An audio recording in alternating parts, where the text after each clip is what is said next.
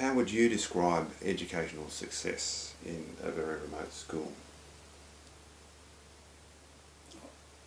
I haven't totally achieved it because I've never been anywhere long enough, but I reckon success is when the community own the school.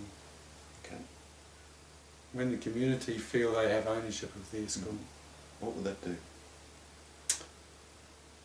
I think it would open up much more, it would open up avenues for the people to be involved in the education of their kids a lot more. I honestly believe, looking at the New Zealand example, the renaissance of Māori and the Māori culture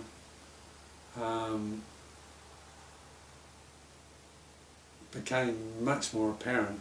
One, when the language was made the official language, and two, the kaupapa Māori education, full immersion. And the results of that 20 years later now is happening, and they have gone leaps and bounds.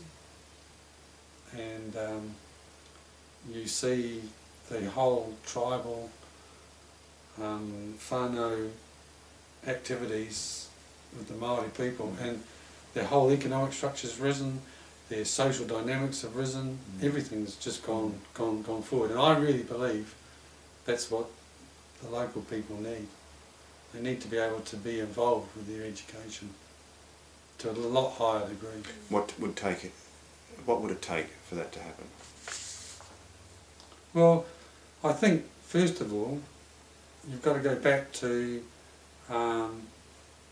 the school's got to be part of the community. And most of the place I've been in, the school is not. It's the island. It's got to be part of the community. Therefore, we need to get basic management. You've got to get the school to have a nucleus of local people that have a say in what goes on in that school.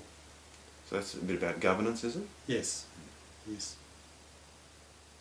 I mean, very hard to actually develop. There again, you see, teaching principal, the principal of the school needs to be the person to be liaison with the community. That in itself is the job. Administration of the school and liaison with the community. That's a job in itself. Yep. To be able to be teaching as well, on top of that, you can't do the job. I don't believe you can do the job. Unless you're a miracle maker. But the principal must be the person. And, you know, it's a very hierarchical environment that we live in. The Aboriginal Australian has a very hierarchical structure, and I can't see why we can't have a hierarchical structure in the school, and they have the leader of the school meeting with the leaders of the community, and get that relationship's got to be joined together early on. It doesn't exist here. I mean, you've got the old, and it's the old men. It's the old men. The old men make all the decisions. And they're out there wanting to do it.